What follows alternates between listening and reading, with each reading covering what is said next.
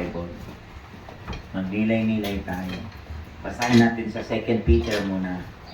Basahin natin sa 2 Peter bago po ako manalangin. Basahin natin ang Bible sa 2 Peter. Chapter 1 verse 3 to 12. Okay, nandiyan na ba?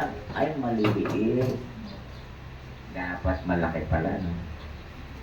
Yamang, kita ba ninyo? Kita po. Oh, kita pala. O sige, basahin nga natin. Makita natin na 1, 2, 3, go.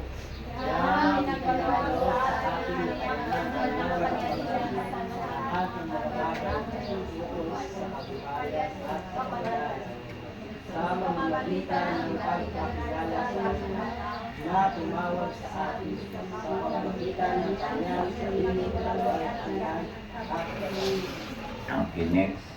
dahil dito ay ipinagkaloob niya sa atin ang Kanyang mahalaga at napakadakilang pangako upang sa pamamagitan ng mga ito ay makapahagi kayo sa karangalan ng lalaki. Yan ang nakalitan sa kapulutan na nasa sanglibutan dahil sa mga kita. Oo, dahil din dito, sapagkalagdag ng kanyang inyong nag-iisika, ay dadagdag din inyong pananampalataya. Ang kagalingan at kagalingan ay ang Then next. at sa kaalaman ay ang pagtitiis, at sa pagtitiis ay ang pagtitiis, at sa pagtitiis ay ang kabanalan, at sa kabanalan ay ang mabuting kalooban sa kapatid, at sa mabuting kalooban sa kapatid ay ang pag-ibig. Sapagkat kung nasa inyo ang magandang Sagana ay hindi kayo pababayaan maging mga tamad o mga walang bunga sa ng aking Okay, next. Sapagkat yan wala.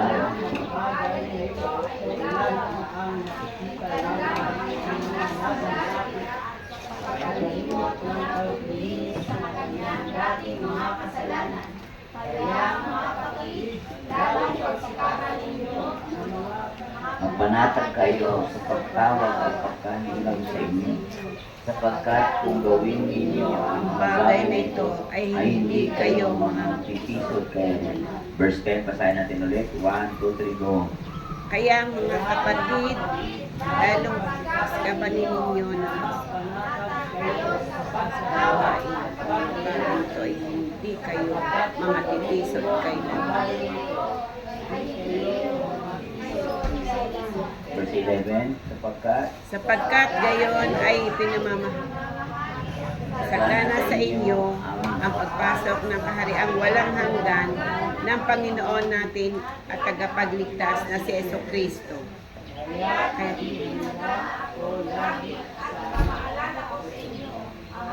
ang bagay na ito, bagamat iba'y sa katotohanan sa inyo. nasa inyo. Ulitin natin yung verse 10. Kaya nga, 1, 2, 3, go. Kaya mga kapatid, lalong magsikapan ninyo na magpapakayo sa pagkatawa at pagkahirap sa inyo. Sapagkat kung gawin ninyo ang mga bagay na ito, ay hindi kayo. Now, activating your call. Hindi kayo matisod. Lalong pagsikapan ninyo, maging panatag kayo, lalong pagsikapan ninyo. Kasi right after na tayo naligtas, lalong pagsikapan ninyo. So mag-pray tayo, Panginoong Hesus, kami po'y lumalapit sa trono mo, nagpapakumbaba, Panginoon, saganang amin. Ikaw talaga po ang aming kasapatan. Ikaw talaga po ang aming kalakasan. Ikaw talaga po ang aming lahat. At sa piling mo, Lord, lamang kami naniniwala na meron kaming katagumpayan, meron kaming kasaganaan, meron kaming lakas, meron kaming kalusugang malakas, masigla, may kapayapaan, may katiyakan, at sabi mo, the entrance of eternal kingdom. Lord, sabi mo sa verse 11, sa verse 12, na makapapasok kami sa iyong kaharian na kung saan ikaw ang siyang maghahari sa buhay namin. Salamat, Ama, sa pangalan ni Jesus. Dalangin ko ang mga buhay na naririto sa pangalan ni Jesus. Lahat magsabi na? Amen. Lahat magsabi na? Amen. Amen. So, ngayon maintindihan natin na sa Bible, sabi dito sa verse 3 and 4, yung precious promises, di ba? Yung dakilang pangako. Tingnan mo sa 2 Peter chapter 1, di ba? Verse 3 dyan. 3 to the following, di ba?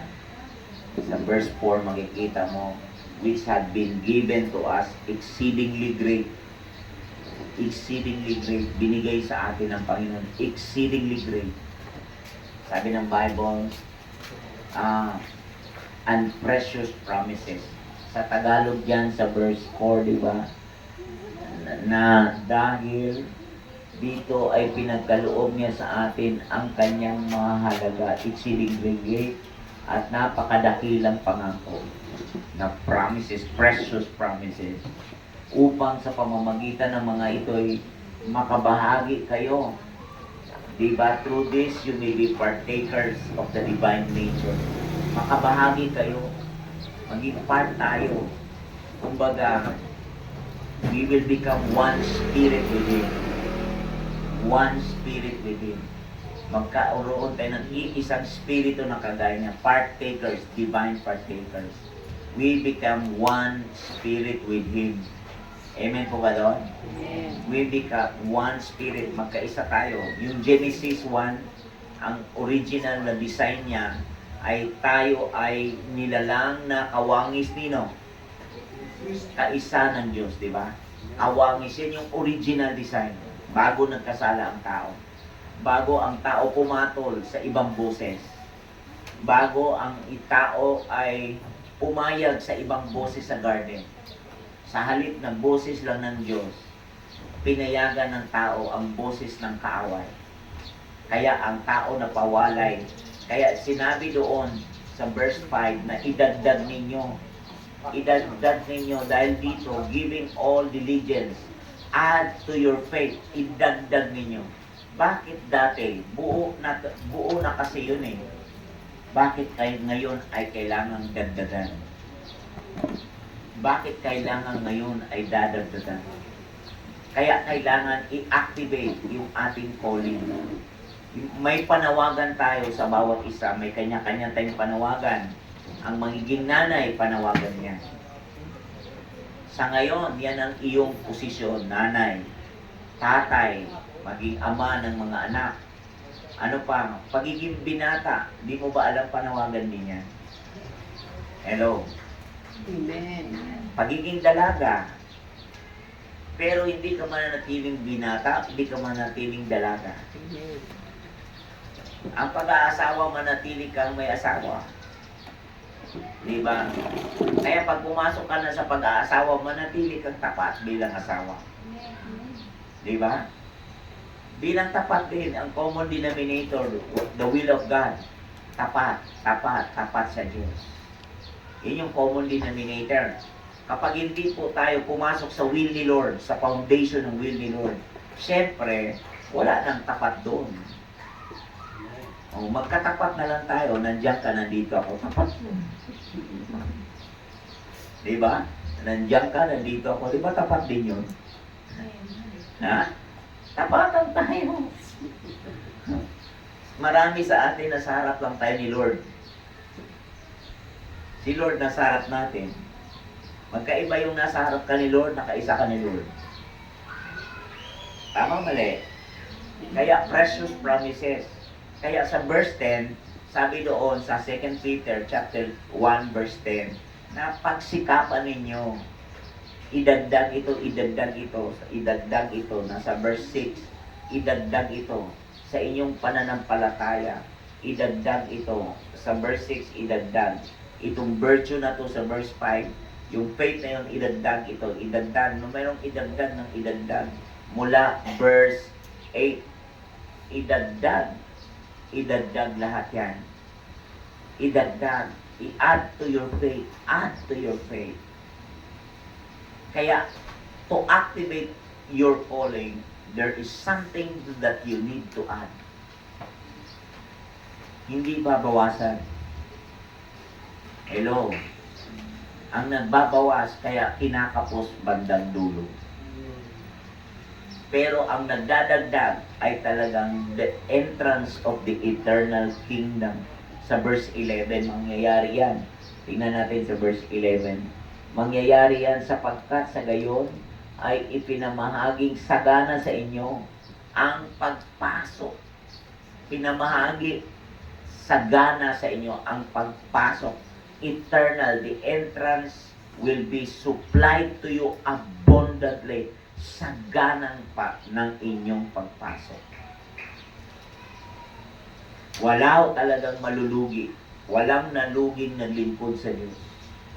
Walang naluging nagpagamit sa Diyos. Wala pong nalugi, walang lugi. Sabi mo sa iyong katabi mo, di ka pala lugi, ba't ka nandito?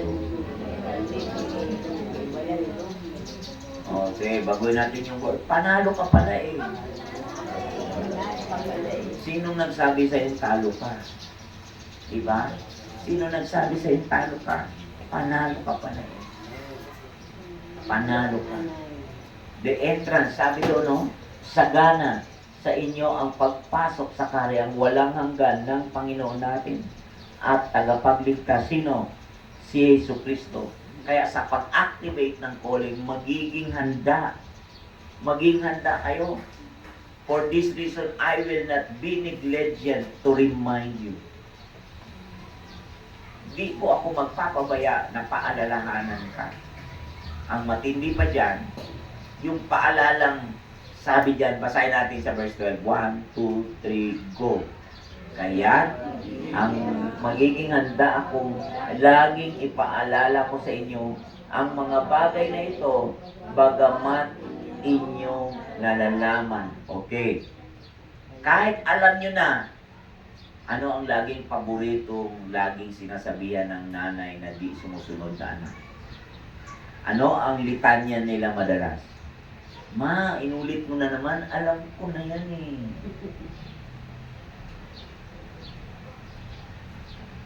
Okay ba kayo? Ano sabi ng Bible? Ipaalala yung alam mo na. Oh, okay ba? Okay ba? Bagamat, ito inyong, sabi niya, kaya't magiging handa akong lagi. Sabi natin, mga nanay na tagapagpaalala, maging handa lagi. No? Handa lagi. Laging gamitin na natin yung colloquial na term. Laging handang magtatalak.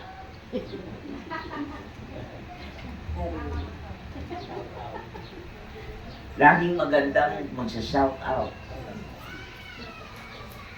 Kasi ang mahirap tibagin ay yung may alam ka na hindi mo ginagawa. Ang hirap basagin yung alam mo na pero hindi mo ginagawa. Bakit? Ano ngayon ang depensa ng mga anak? Mama, alam ko na yan. Inuulit mo na naman eh. Para tayo sirang plaka nito eh. Sino naniniwala nasa Bible pala yan?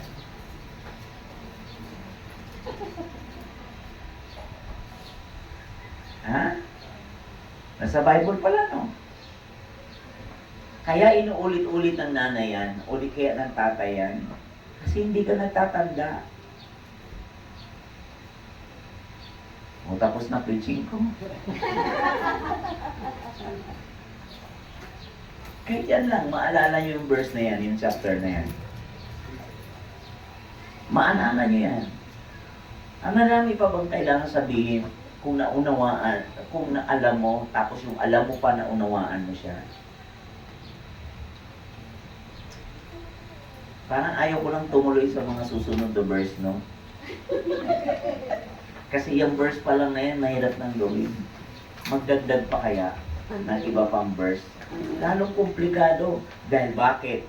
Kapag ang bata o tao hindi marunong sumunod, pag sinundan mo pa ng marami pang ibang salita, nagiging komplikado na lahat.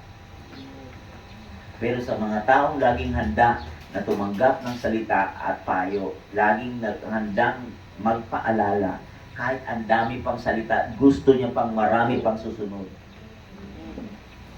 Pero yung ayaw makinig, ayaw tumanggap ng paalala, sino naniniwalang parang gusto ka ng patahimikin?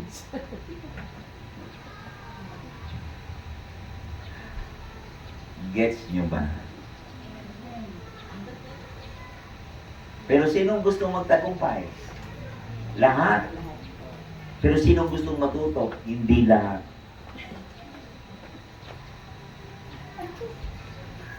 Okay ba tayo? Okay ba tayo? Amen. Kaya panahon ng pagbulay-bulay. Ano ang ating pagbulay-bulayan? Ito ang ating pagbulay-bulayan.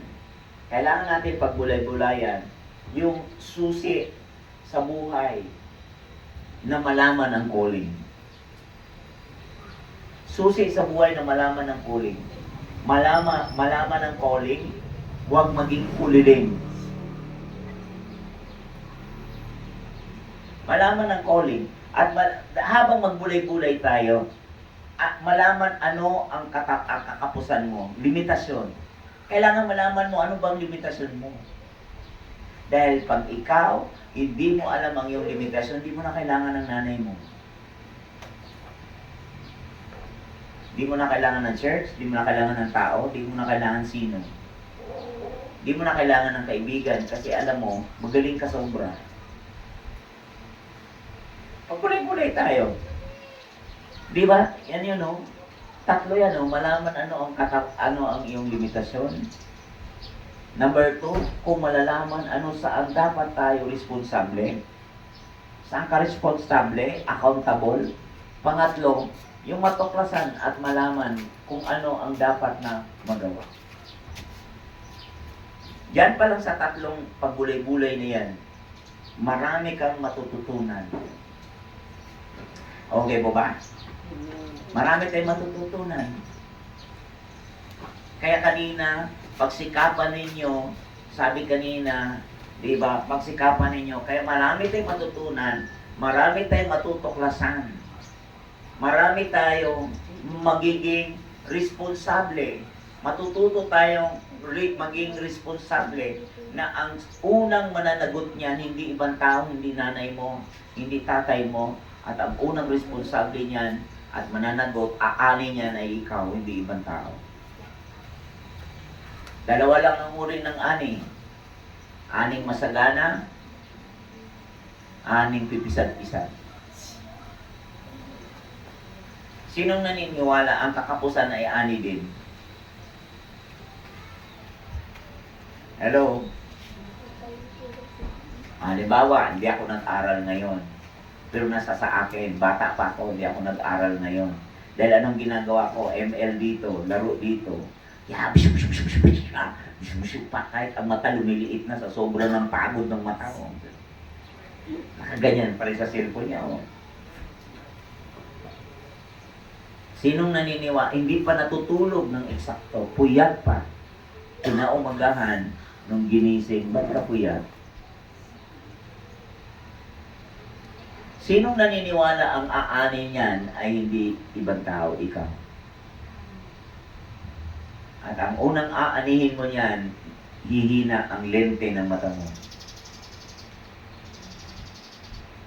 Hello? Kaya alam mo, sabihin ko sa inyo, sa tindi ng mga computer ngayon, ang unang kikita ay talagang ophthalmologist. Kaya masarap magtayo. Kung sinong dentist dito. At kung sino bilang dentist, sino ang gumawa ng mata ng salamin. Optical. Sabihin ko sa iyo, kaya yung pinakuha ko sa anak ko, anak, kumuha ka ng tagagawa ng salamin. Kaya siya, postesis, yung doktor ng salamin. prosthesis pala. Doktor ng salamin. Di ba mayroong tagagawa ng ano, di ba? Yung pag-ano ng mata. O, di ba? Mayroong pang tagagawa ng ano, hindi pala. Sa ngipin pala yung anak ko. Kasi sa ngipin kasunod. Dahil yung pagkain ngayon.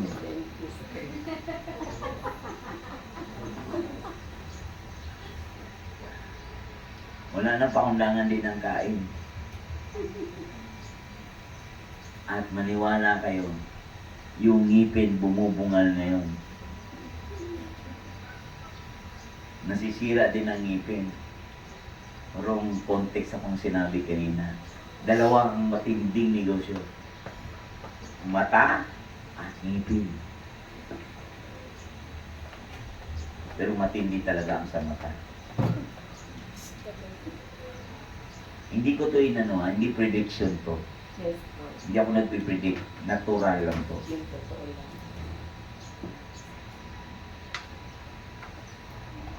Now, kaya pag hindi tayo na humingi ng pananaw, ng paalaala, kaya nga po, itong tatlong yan, yan tatlo na yan, ay kailangan nating makita.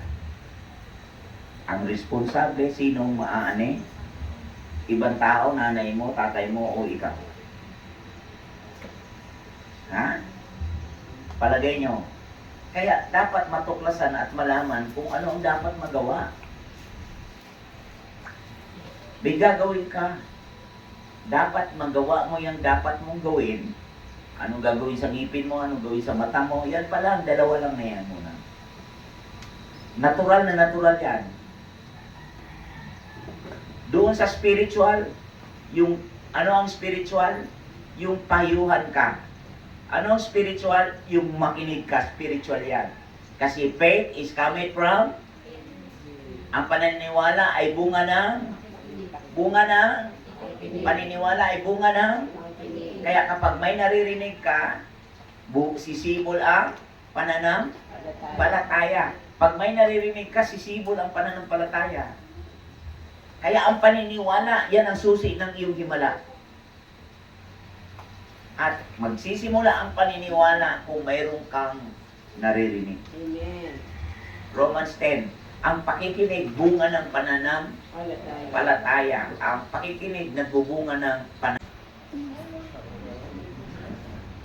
Okay ba ito? Activate your calling? Amen. Ha? Now, kaya kung malalaman mo, kailangan po natin ang Diyos ng lubos. Kailangan po natin ang Diyos ng lubos. Let God be God. Kailangan natin ang Diyos ng lubos. Pag yan tatlo na yan, makikita niyan sa anggulo, kailangan natin ang Diyos. Kasi maniwala ka, Diyos lang ang sadyang makagagawa. May pangyayari sa buhay natin, Diyos lang ang makagagawa. Pag yan ay pinilit mong gawin, mayayari ka. Hello? Alam mo kahapon, halos kalahati ang maghapon ang ginawa ko. May kasama ako, nag-ayos ng wheelchair ko.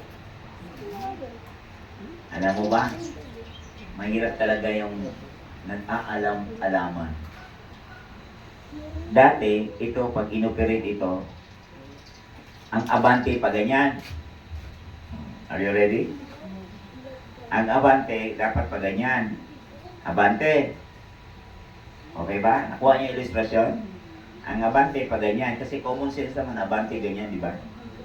Tapos, pag ginanyan ko, pag kinanan ko, kakaliwa. Pag ganito, kakaliwa. Pag ganito, ay, kakanan. Okay, pag ginanyan, kakanan. Pag ginanito ko, kakaliwa. Kasi yung kanan niyo dito kanan niyo sa inyong, kanan niyo dito sa kaliwa ko no? Yung kanan niyo, pag nakaharap kayo, nasa kaliwa ko, tama? Amen po. At yung ang kanan ko ay nasa kaliwa niyo. Amen. So, eto, pag ginanyan ko, kakanan. Pag ginanito ko, kakaliwa. Pag ginanyan ko, aatras. Alam mo, nang binalik na namin. Kanina dyan. Ba't ganito? Pag ginanito ko, aabante. Pag ginanito ko, aatras. Pag ginanito ko, kakanan. Pag ginanyan ko, kakaliwa. Pag gamit ko kanina, bigla, uy!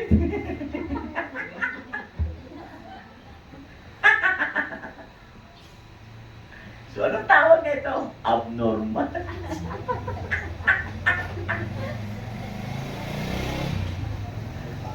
Alam mo, pakinggan ko. Alam mo kung bakit ko ginawa ilustasyon to? May mga bagay Diyos lang makagagawa pag nag-aalam-alaman ka. Tingkang talaga. Kaya naghingi na ako ng rescue. Pakitulak na lang manually.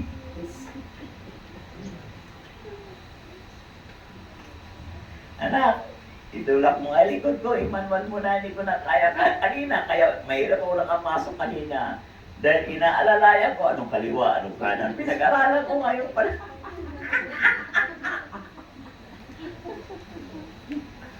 Kasi ang normal ko, pag ganyan. Paatras, pag ganyan. Pakanan, ganyan. Pakaliwa, ganyan. Ngayon, nung inayos namin, naging abnormal. Anong gusto kong tukuyin? Alam mo ba, pag nagagaling-galingan ka at magaling ka pa sa Diyos, at ayaw mong tumanggap ng pagpapaalala, tingnan mo, nangahas kaming gawin ito. Ano ang nangyari?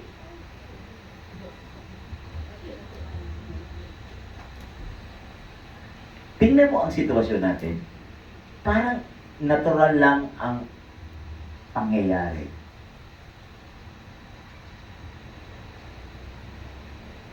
Bible lang, let God settle everything. May mga bagay Diyos lang makagagawa.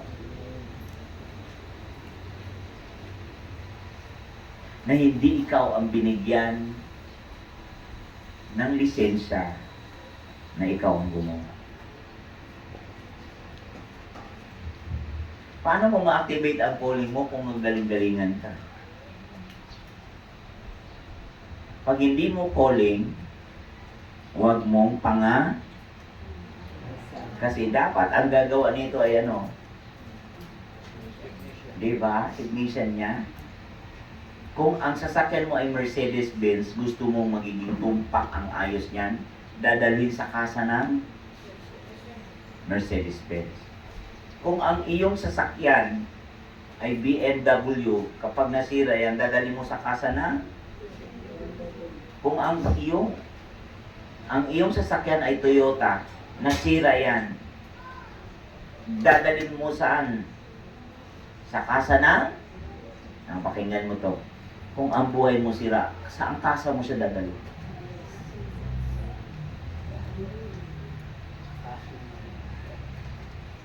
Alam mo, ang problema natin, pumupasok tayo sa kasunduan.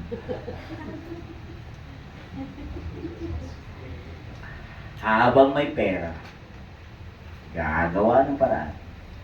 Pag naubos na ang pera, ipagpasa Diyos na lang.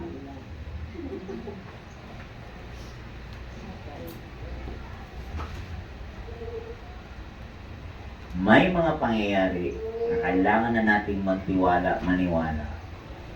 At sabihin natin sa ating sarili, let God be my God.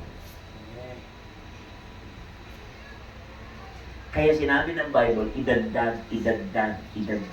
Tagadagdag lang. Ibig sabihin ng idagdag, paniwalaan nyo to.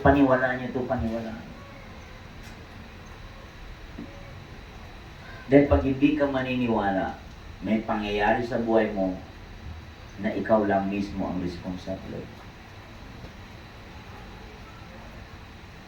Ikaw mismo ang aaning, hindi ibang tao. Dalawa lang ang aning. Aning masarap, aning mapakla. Aning tagumpay, aning bigo. Walang tatlo doon. Dalawa lang naman yan, liwanag at dilim. Dalawa lang din yan, langit at Lupa. hindi, pierno. Natural kayo sumagot, ano? Okay lang din. Okay lang din yun. Let God be God. Huwag natin pong salingin yung hindi naman sa atin pinagagawa. Huwag natin pakialaman. Maraming bagay ni si Lord na hanap tayo. Sa ganitong paraan, sabi ng verse 5 kanina. Tingnan natin sa Bible, verse 5 kanina. Oh, di ba? Oh. Sabi, oo, dahil dito, basa tayo, 1, 2, 3, go. Oo, at dahil din dito, sa pagkaragdag sa ganang inyo ay buong sikap ay idagdag ninyo sa inyong pananampalataya ang kagalingan at ang kagalingan ay kaalaman. Excellence. Virtue. Sa ibang version yan, moral excellence. Sa NASB, idagdag ninyo ang kagalingan. Sa English niyan, kung alam mo kung ano, moral excellence. Sabi natin moral excellence. Moral excellence. Now, listen. Ano itong moral excellence? Sa ibang Bible, virtue. Gusto nyo maintindihan ang moral excellence? Dalawa lang. Moral, mabait. Pangalawa, excellence, magaling. Now, meron sa church. Pakinggan nyo ito mabuti. Kaya hindi ko siya matanggi-tanggihan kasi mabait na bata. Mabait kasi. Ang bait na bata. Pero, kaya naman hindi ko malagay-lagay, hindi ko mautos-utusan, hindi ko mapagkatiwalaan, dahil bakit? Mabait lang. Pero pag may ipinagawa ka, sobrang palpak. Wala ang excellence.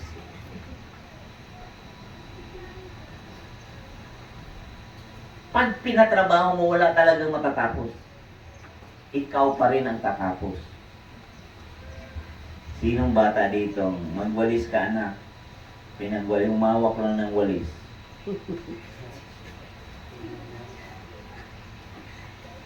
Pero nung pinuntahan ng nanay, anak, nagwalis ka ba? Sagot ng anak, opo naman ma.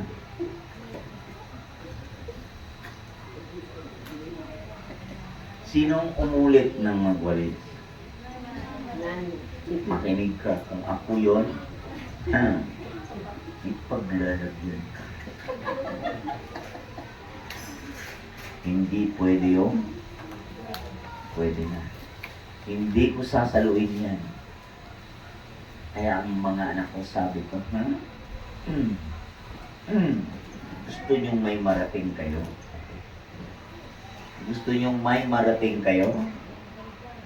May mga pangyayari na ikaw lang ang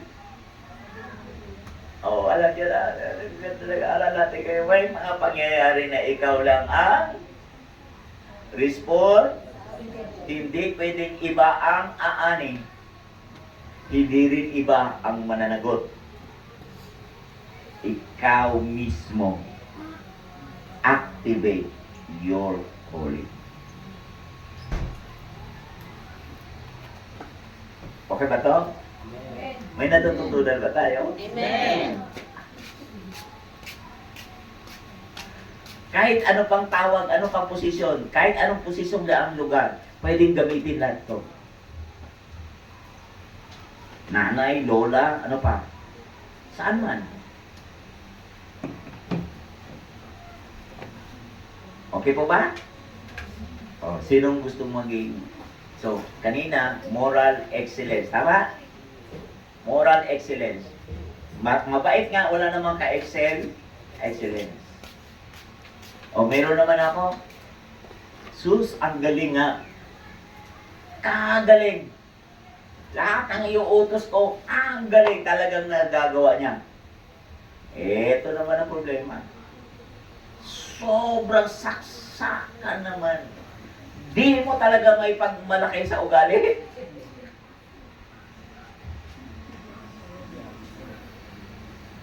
Problema naman ang ugali. Mayabang. Di mapagkatiwalaan ang kamay. Alam mo kaya saan lugar ka, huwag mong iwan yung bagay mo. Sinong naniniwalang ugali din yun? Ito pa, madaldal. Saan ka makita? Ang daldal. Wala kang mapagkatiwalaan pagdating sa ugali. Pero utusan mo, wow, excellence, pag nagwalis ay linis. Pag pinagawa mo sa mga bagay-bagay, wow, the best, talagang approve. Pero, pagdating sa pagkatao, nag-ugali, Diyos ko, pagla, diyan ka na lang muna, dito ko lang, huwag ka kagalaw. Agad wala akong iutos. Dipihit yun. Ugali din yun. Sino naniniwala ang ugali rin ng salitang dipihit? Pag sinusian mo, gumalaw. Pag hindi mo sinusian, hindi na lang, walang matatapos bumagapot. Na-imagine nyo ba anak mo ganun?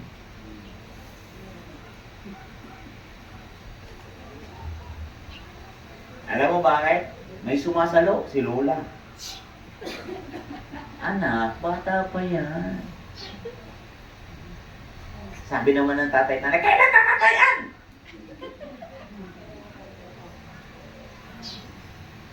At sino ang responsable niyan bukas?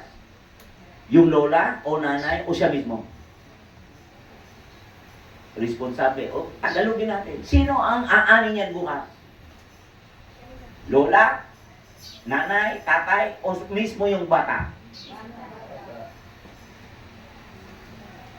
So, ano ngayon nagtama?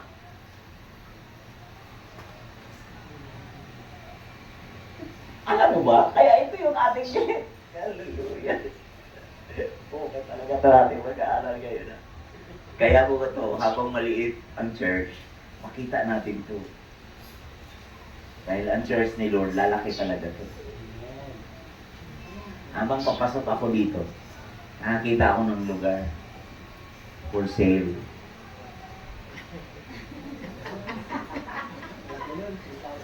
Ang inisip ko, Hub of Christ Lipa.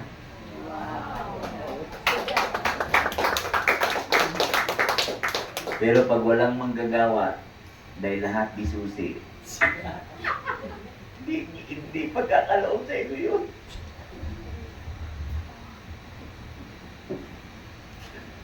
Sinong naniniwala pag binigay sa iyo yun, may maintenance yun? At kung walang magbi-maintain, hindi bibigay ni Lord yun. Kasi si Lord, pag nagbigay, accurate din. Bibigyan ka rin ng tamang tao sa tamang lugar na si Kristo Jesus ang mapaparangalan, madakila. Pero, kailangan kong mag-pray. Nag-usap kami ng anak ko, Lord. Let your will be done. Naisip niyo ba ang mangarap? Naisip niyo ba kung paano natin nabili ang lupa sa tapat ng City Hall dati? At naiisip mo ba paano magkaroon ng lupa ang Hub of Christ sa Lipa? Pakinggan yun. Parang ang hirap isipin ngayon kasi tingin nyo ngayon maliit. Pero may mga pangyayari na kailangan Diyos ang gumawa, huwag mong pakialaman. Sabi ko sa katabi, kaya huwag kang pakialamero ha.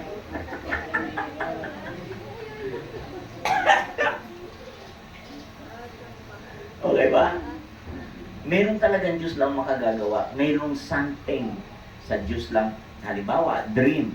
May nilagay sa'yo na dream. Ang dream ay sasagana ka. Sino naniniwala para ang kasaganaan ay magsimula? Magsisimula kang magtanim.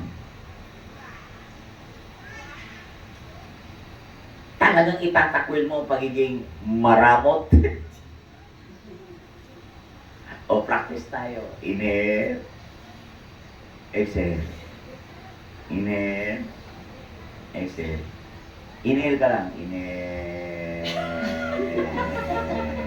Ano sa tingin mo? Mabubuhay ng matagal? O hindi, di ba? Alam mo lahat ng pakabig, anong mangyari?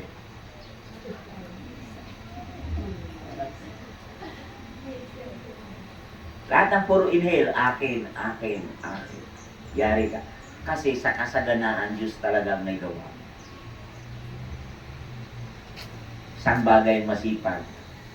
Pero isang importanteng bagay ang sumunod sa gagawing pagsagana ng Diyos sa buhay mo. O di ba? Inhale. Exhale. Exhale naman. Exhale. Huwag ka mag-inhale. Mabubuhay ng matagal, hindi. Kasi lahat din ng waldas, lahat din ng palabas, walang inhale, puro palabas. May makukuha ba?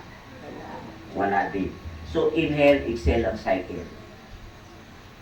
Kasi ang kasaganaan, Diyos ang may tanging makagawa. Kaya ang kailangan nating sumunod. Amen. Okay. Pangalawa, Diyos ang tanging so, kung ang Diyos ang tanging nakakaalam na isang araw, ang business mo, ipapaalam ng Diyos anong gagawin niya. Ipapaalam ng Diyos. Diyos ang nakakaalam. Kaya binigyan tayo, sabi ng Amos 3:7, hindi gagawa ang Diyos ng anuman nang hindi niya ipapaalam sa iyo. Kaya maglingkod kayo. Nakakatuwa nga kanina mga kabataan maglingkod. Alam mo ba mga kabataan lang ang mga kagahap doon. Way back 2005.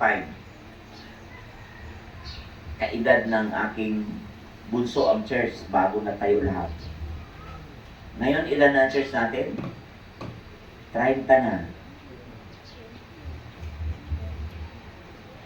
Na pag iipon-ipunin ng mga tao, pag lahat pupunta, madami na. Ang dami na.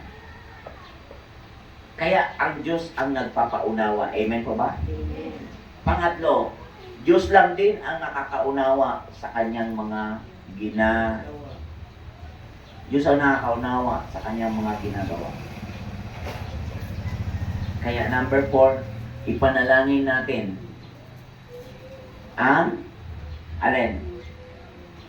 Panalangin natin, dalangin natin na ang kanyang lahat ay ipaliwanag sa atin.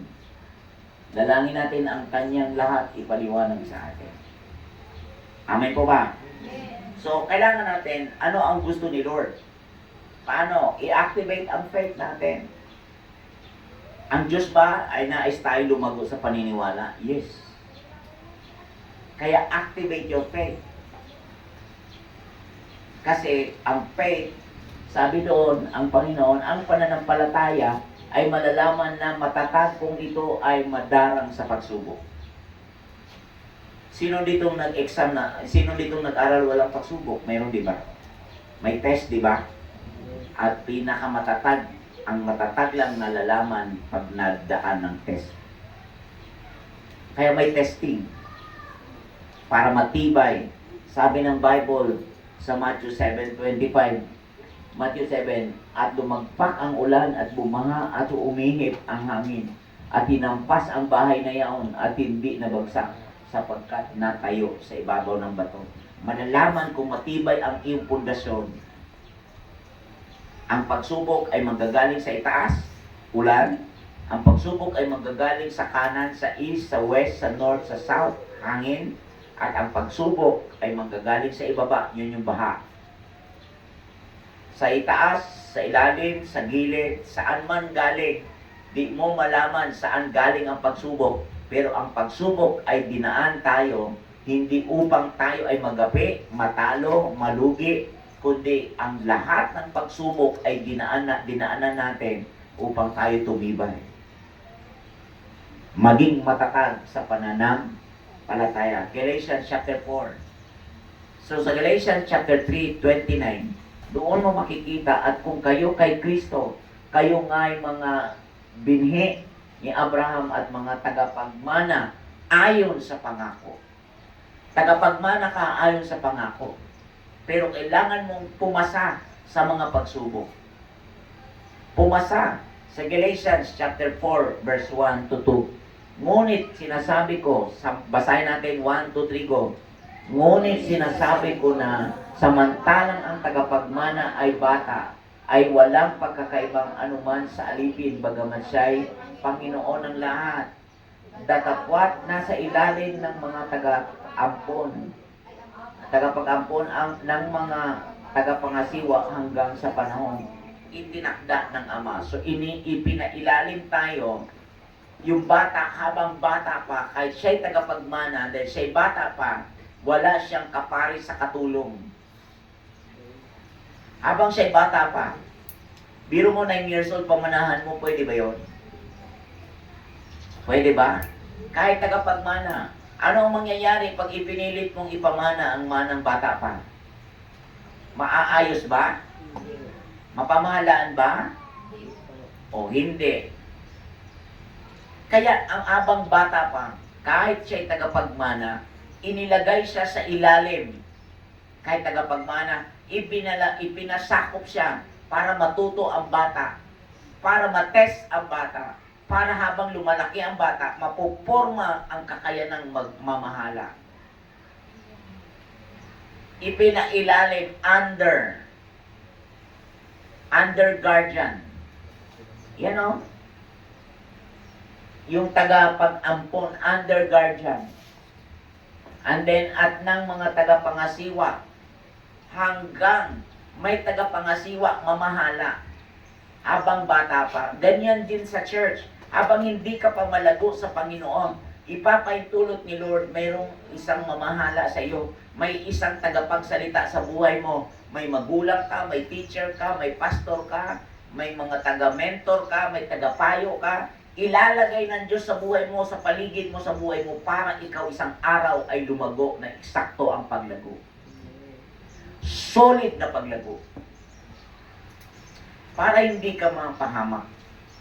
Amen po ba? Amen. So kaya, pangalawa, yung galaw at kilos ng Diyos. Yung galaw at kilos ng Diyos, maging sensitibo sa galaw. Maging sensitibo sa galaw at kilos ng Diyos.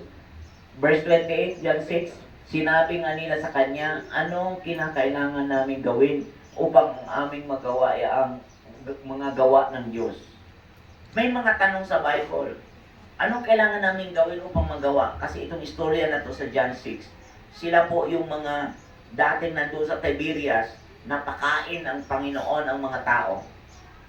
Nung nabusog sila, nung nagpunta si Jesus sa Capernaum, ang mga tao'y sumunod.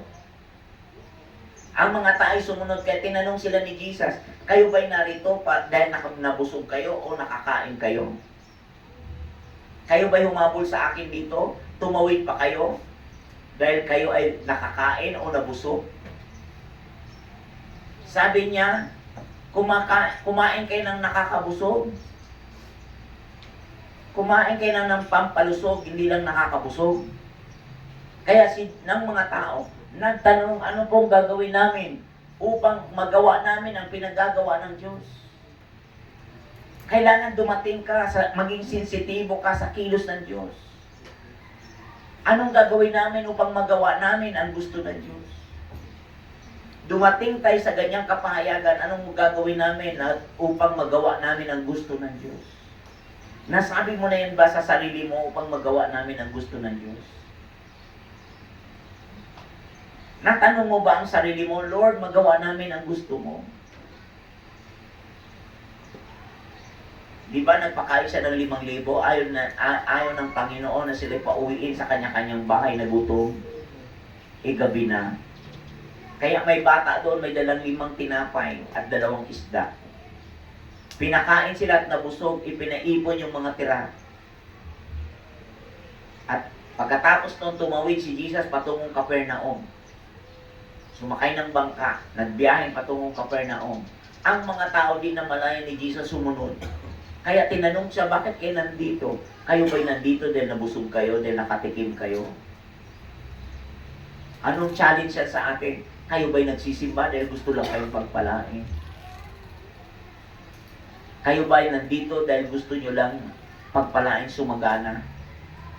Kaya ang mga tao nagtanong kay Jesus, kasi nabasa ni Jesus yung motibo ng puso nila na sila i-bless, samantalang ang Diyos nangako na na-bless na kayo. Ang kailangan nyo lang habang kayo ay blessed, ay gawin nyo ito na nakapagbibigay kagalakan, nagkapagpapatuwa at sumasamba sa Diyos. Amen? Kung nandito tayo, kaya lang tayo nagigitara, lubusin mo na ang iyong katapatan. Lord, ikaw ang gusto kong awitan. Lord, ikaw ang gusto kong paglingkuran. Nag-a-usher ka man, hindi lang trabaho, hindi duty. Lord, ikaw ang gusto kong parangalan. Kasi kung saan ay taas ang pangalan ng Diyos, nandoon ang presensya ng Diyos. At kung nasaan ang presensya ng Diyos, nandoon ang himala at pagpapala. Kaya wala pong naghihirap na naniniwala kay Kristo Jesus. Wala po talaga.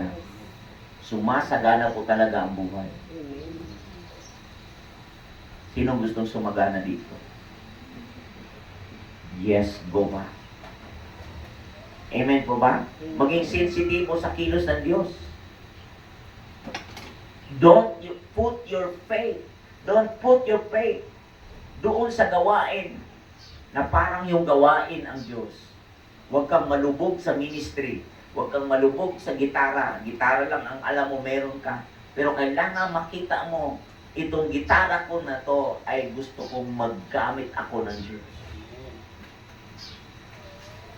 Hindi lang gitara na parang gitarahan ang sarili, pasayahin. Amen po ba doon? Hindi lang. Hayaan mong mapasaya. Naalala ko si Pastor Mark. Pag pinakanta niya, una ka talagang mababackslide.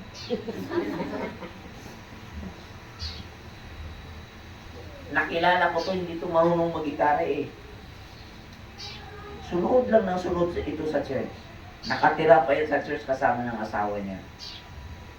Sunod lang yan, maglilinis doon, magaganito doon. May nakakita o wala, ginagawa lang ng inyong pastor. Basta sunod lang siya ng sunod, gagawin niya lang. Nag-resign pa yan. Dahil sumunod, dahil gusto niya, for 3 years nag-resign. For 3 years, walang trabaho. Regular na sa trabaho niya noon. Conviction niya yun, hindi ko yan pinag-resign ha, baka mapag-resign.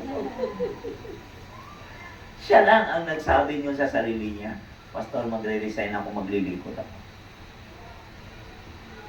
Lagi ko naman, sa kanya, alam mo anak, may anak ka, hindi po pwede magtrabaho ka. Hindi tayo super spiritual.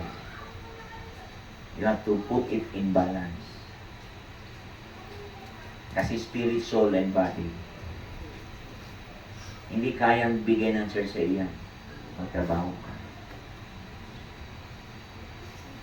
Then, nagtrabaho siya. Talaga naman binigyan siya ng trabaho na regular naman siya. Dahil agad. Palakpakan ng Panginoon. Galing ni Lord. Natingga ng 3 years. 3 years ba na? 1 year. Ay, sorry. 1 year pa lang. Sobrang aking, ang alam ko. Okay, sorry. 1 year. Alam mo ba ang 1 year, di kayo, naniniwala ba kayong kaya kang magutom ng 1 linggo? Pero kung 1 year, ibang klase yun. 1 year. Di biro-biro yun. Isang araw nga lang, hirap na eh. Isang tanghalian nga lang, di ka makakain, nanginginig ka na eh. Pero 1 year, kapos ka. Okay lang to. Pero alam mo, pangatlo, trust Him. Magtiwala tayo sa Diyos. Tuto tayong magtiwala. Amen. Kasi, pagtitiwala talagang, pakinggan niyo itong mabuti, hindi lahat ng naniniwala ay nagtitiwala. Naniniwala ba kayo si Pastor Dong ako? Sagot. Amen. Again, naniniwala ba kayo si Pastor Dong ako? Totoo. Opo. Nagtitiwala ba kayo yung pera nyo sa bangko, ibigay nyo sa akin?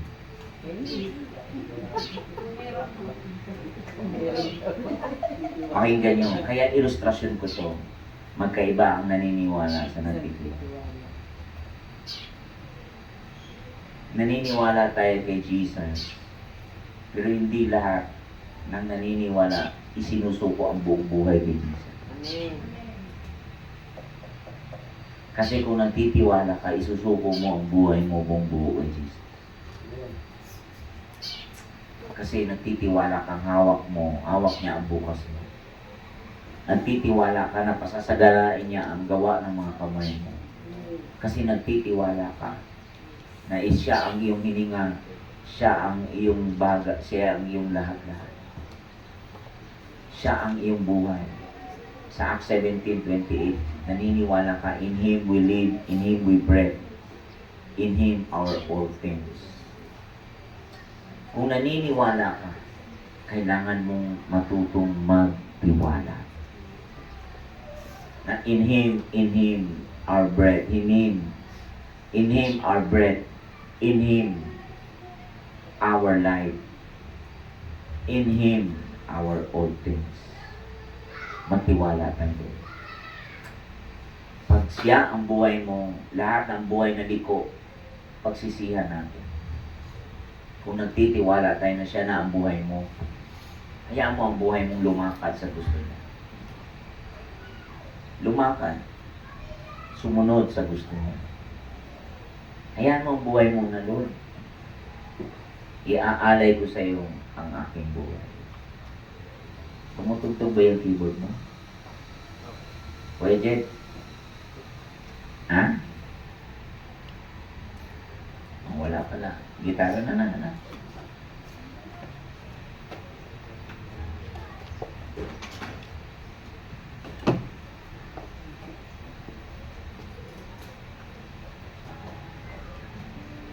Awitin natin yung hawak mo ang bukas mo. Suko natin sa Panginoong Hesus ang bukas natin. Tayo pa'y tumayo. Hallelujah.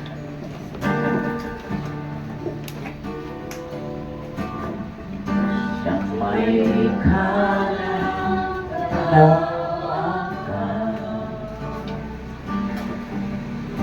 tanging tugon, sa lahat ng pangangailangan. Kailan may di nagbago, kailan may di nagbago, mga pangako mo, tanging ikaw lang ang kawitan sa sambahin magpakailanman. Hawak mo ang bukas ko, sa piling mo ang puso'y laging kontento. Iwanan man ng sanlibutan, habang buhay hindi mo ako iiwan. Hawak mo ang bukas ko, sa piling mo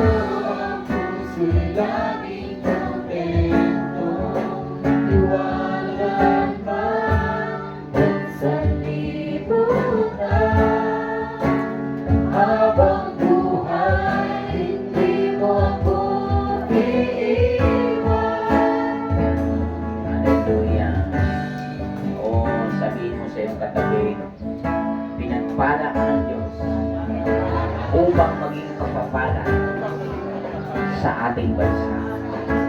Kaya tayo sama-samang magtiwala. O, nasa ang ating mga kamay.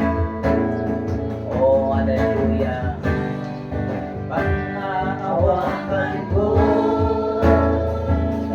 mga salita mo. Mga salita mo.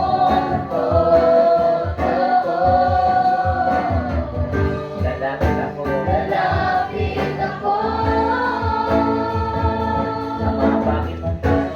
Mahagaging mong trono, isisigaw ko, dalagilaan mo, dahil sa'yo, lumaya ako. Hawak mo. Ang bukas ko, sa piling mo, ang puso'y laging kontento. Iwanan man ng sanlibutan, habang buhay, hindi mo ako iiwan. Hawak mo ang bukas ko, sa piling mo, ang puso'y laging kontento. Iwanan man ng sanlibutan, habang buhay, hindi mo ako iiwan. Nabababayaan. Naalala ko dati kung paano pinagpala ng Diyos ang inyong lingkod na si Pastor Mark. Natuto siya maraming bagay na nag-excel. Maraming mga bagay na nag-excel, lumago sa buhay niya. At ngayon, nakapag-asawa siya at ang may 3 anak. At ngayon, maaaring sila, ang kaniyang asawa ay namimigati dahil pumanaw ang kanyang ina na biyanan ni Pastor Mark. Pero ang Diyos, mga kapatid, may mga bagay na Diyos lang, kaya nangyayari dahil Diyos lang ang nakakaalam. May mga bagay na tanging Diyos lang ang makapagpapaunawa sa atin. O Panginoon, idinadalangin ko ang simbahan ito. Lord, ang iyong Espiritu maghari sa pamilyang Pabian. Ang kagalakan, kapayapaan, katatagan sa gitna ng mga unos, Lord, ay isang pamamaraan mo na mapatatag ang aming pananampalataya. Sa oras na ito, kahit ang mga taong nandito ay narito, Lord, upang sa iyo ay lumapit, magtiwala na ikaw lang tanging mga pangyayaring hindi namin magawa, ikaw lang ang makagagawa. At naniniwala kami, Lord, na ikaw ang Diyos ng himala. Sa oras na ito, ilapit niyo ang inyong sarili sa Panginoon. Lapit kayo, lapit lang sa Panginoon. Nakatagpuin kayo ng Panginoon, kausapin kayo ng Panginoon, maranasan niyo ang Panginoon. Ano man ang inyong kinakaharap, ano mang problema ang inyong kinakaharap, o tapat ang Panginoon na kaya niyang ikaw ay kanyang kalungin, iligtas, yakapin. God can embrace you. God is able to do exceedingly, abundantly, more than what you think, more than what you ask, and more than what you imagine. He can do it. God is able to do a miracle in your life. The things that you cannot do, God can do it for you. The things that you can do is the grace of God from Him. It's a grace. It's the ability to do the calling, to activate the calling. All of these things happen because God wants to activate your calling. Oh, hallelujah. May mga bagay na di mo alam sapagkat ang Diyos ang nakakaalam dahil gusto niyang i-activate ang iyong paniniwala. Oh, maraming salamat, Panginoon. Go back to God. Kung makikita mo may kasalanan, ihingi ng tawad sa Diyos. At tapat ang linisin, patawarin, hugasan. Tapat ang Diyos na ikaw ay kanyang pagpalain, pasaganain. O tapat ang Diyos na ikaw ay kanyang palakasin kung may karamdaman. Kanyang palusugin kung may karamdaman. Sa pangalan ni Jesus, tanggapin niyo ang grasya na yan. Tanggapin niyo, tanggapin niyo, tanggapin niyo. Tanggapin niyo ang pagpapala ng Diyos. Tanggapin niyo ngayon din sa pangalan ni Jesus. O magtiwala ka lang, magtiwala ka na si Jesus ay namatay at muling binuhay ng Diyos. Maliligtas ka. Magtiwala ka at maniwala na ang Panginoong Hesus ay namatay at muling binuhay ng Diyos. Maliligtas ka. O siya ay nagkatawang tao upang abutin ka niya, upang dalhin ka niya sa lugar na kanyang pinuntahan. Sa ngalan ni Hesus, tanggapin mo ngayon din. Ano man ang iyong kalagayan, ano man ang iyong kahilingan, ngayon din, tanggapin mo ang iyong kahilingan sa pangalan ni Jesus. Tanggapin mo ang iyong kahilingan sa ngalan ni Jesus. Salamat, Panginoon. Salamat, Lord. Salamat, Lord Jesus. Salamat, Lord. Salamat, Lord. Increase our faith, Lord. Increase our faith. Activate our faith. Activate our calling right now in the name of Jesus. Oh, thank you, Holy Spirit. Thank you, Holy Spirit. Thank you, Holy Spirit. Thank you, Lord, for giving us a specific work. That calling is a specific work for us to do to display your kingdom. Lord, thank you so much, Lord. Thank you for activating our faith right now. In the name of Jesus. Everybody say, Amen. Pagpalain tayo lahat ni Lord, nasa ating mga kamay. Hallelujah sa Diyos na makagagawa ng langit at lupa. Sa Diyos na makagagawang pagpalain ka at pasaganain. Sa Diyos na makagagawang ikaw ay ingatan, pangunahan, Kanyang iligtas sa lahat ng sakuna. Sa Diyos na makagagawa ng Kanyang kapayapaan na ilagay sa buhay mo at ibigay sa buhay mo. Sumain niyo ang kapayapaan ito. Sumain niyo ang kasaganaan. Sumain niyo ang kagalakan. Sumain niyo ang napakasaganang grasya. Sumain niyo sa lahat ng aspeto ng buhay niyo. Sa pangalan ni Jesus, sa ngalan ng Ama, ng Anak at ng Espiritu Santo. Amen. Amen. Panalangin natin si Pastor Donna na siya ay palakasin. Siya ay kalungin ni Lord, yakapin ni Lord, alawin ng Espiritu Santo. O Panginoon, Ikaw ang dakilang mang-aaliw. Yes, Lord. Ikaw ang dakilang kalungan ng iyong anak. Lord, kalungin mo ang iyong anak. Yakapin mo ang iyong anak. Amen, Lord. Yakapin mo ang buong pamilyang kabangisan, Lord. Amen. O Lord, pagpalain mo ang buong pamilyang kabangisan. Amen. Sa pangalan ni Jesus, Lord. Ngayon din sa pangalan ni Jesus. Aking itinataas at pinagpapala ang pamilyang ito. Amen. In Jesus' name. Amen. Everybody say, Amen. magandang tanghali po.